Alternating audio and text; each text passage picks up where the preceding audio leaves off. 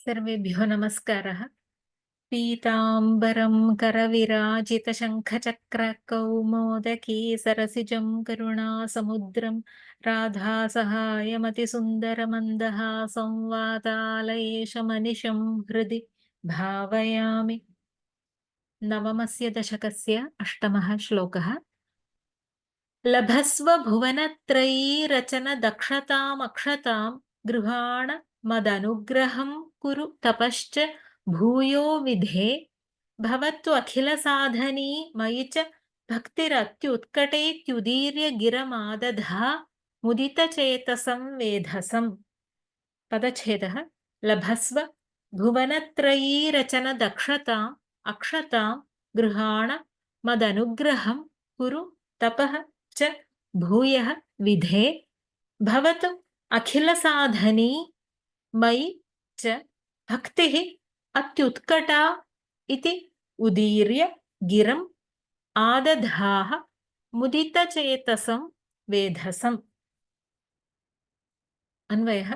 हे विधे अक्षतां भुवनत्रयीरचनदक्षतां लभस्व मदनुग्रहं गृहाण तपः च भूयः कुरु मयि अखिलसाधनी भक्तिः अत्युत्कटा भवतु इति गिरम् उदीर्य वेधसं मुदितचेतसम् आदधाः। स्तुत्यनन्तरं भगवान् अनुगृह्णाति। अथ ब्रह्मणः प्रार्थनायां भगवदनुग्रहं वर्णयति। भगवद्वचनमस्ति। हे विधे अक्षतां भुवनत्रयीरचनदक्षतां त्वं लभस्व। हे विधे, हे ब्रह्मन्। विधति अथवा विदधाति विश्वमिति विधिः। स्रष्टा प्रजापतिर्वेधा विधाता विश्वसृड्विधिः इति अमरकोशे नामानि। हे विधे अक्षतां भुवनत्रयीरचनदक्षताम् अक्षतां न क्षता ताम् अनपायिनीम् अखण्डितां हानरहिताम् अक्षतां भुवनत्रयीरचनदक्षतां भुवनानां त्रयी तस्याः रचने दक्षतां दक्षस्य भावः दक्षता समर्थता। कीदृशीं भुवनत्रयी रचनदक्षताम् अक्षतां भुवनत्रयी रचनदक्षतां त्रैलोक्य सृष्टि समर्थतां जगति त्रयस्य निर्माण सामर्थ्यं त्वं लभस्व त्वं प्राप्नुहि। लुलभष प्राप्तो इत्यस्मात् आशिषि लोट्लकारे आत्मनेपदे मध्यमपुरुष एकवचनम्। पुनः भगवता उच्यते मदनुग्रहं गृहाण। मदनुग्रहं मम अनुग्रहम्। अनुग्रहः अभीष्ट सम्पादनेच्छारूपः प्रसादः। भुवननिर्माणविधौ मदनुग्रहं गृहाण स्वीकुरु। ग्रह उपादाने इत्यस्मात् विधौ लोट्लकारे परस्मैपदे मध्यमपुरुष एकवचनम्। परिगृह्णीष्व।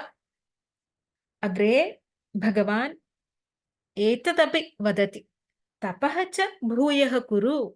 तपः च भूयः पुनः कुरु। डुकृञ्करणे इत्यस्मात् विधौ लोटि परस्मैपदे मध्यमपुरुष एकवचनम्। कुरु करोतु भवान् तपः करोतु। अनुग्रहः एव न पर्याप्तः तेन सह स्वपरिश्रमः अपि अपेक्षितः इति भावः। अतः तपः कुरु।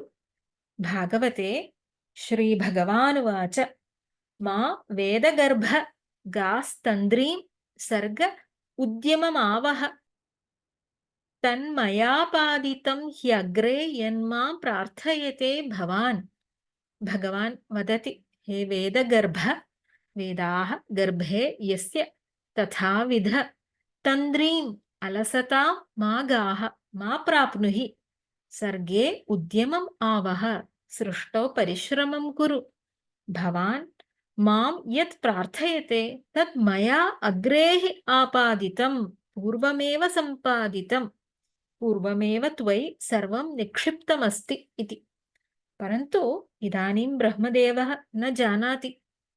तस्य ज्ञानं तपसा एव प्रकाशितं भवति। तदेव अग्रे उच्यते, भूयस्त्वं तप आतिष्ठ विद्यां चैव मदाश्रयां ताभ्याम् अन्तर्हृदि ब्रह्मन् लोकान् द्रक्ष्यस्यपावृतान्।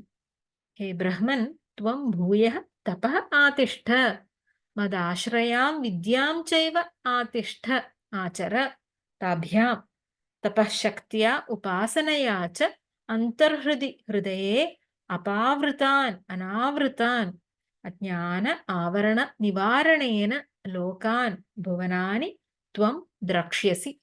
मया निक्षिप्तं तज्ज्ञानं स्पष्टरूपेण प्रकाशयितुं तपः उपासनां च बहुकालं कुर्यात्।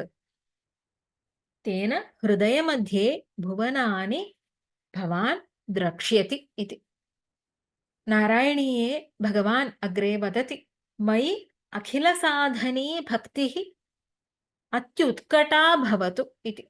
मयि भगवति विष्णौ अखिलसाधनी भक्तिः, अखिलानां साधनी, यद्यदिच्छति तस्य सर्वस्यापि अनायासेन साधयित्री निष्पादयित्री भक्तिः, परमप्रेमरूपा प्रकृष्ट प्रेमलक्षणा भक्तिः। तो भक्तिः कीदृशी अस्ति? अखिलसाधनी। सा भक्तिः अत्युत्कटा भवतु, अतिशयिता, तीव्रा, दृढा भवतु, भूयात् जायताम् इति। शिषि लोट्लकारे परस्मैपदे प्रथमपुरुष एकवचनम् इति। अनेन प्रकारेण गिरं वाचम् उदीर्य आभाष्य उक्त्वा वेधसं ब्रह्माणं मुदितचेतसम् आदधाः। मुदितं सन्तुष्टं चेतः चित्तं यस्य तं सन्तुष्टमानसं वेधसं सन्तुष्टमानसम् आदधाः कृतवानसि त्वम्। आङ्पूर्वात् दुधान्यधारणपोषणयोः इत्यस्मात् लङ्लकारे परस्मैपदे मध्यमपुरुष एकवचनम्। त्वं वेधसं मुदितचेतसम् आदधाः। अनन्तरं भगवान् अन्तर्धानं कृतवान्। भागवते मैत्रेय उवाच, तस्मा एवं जगत्स्रष्टरे प्रधानपुरुषेश्वरः व्यञ्जेदं स्वेन रूपेण कञ्जनाभस्तिरो दधे।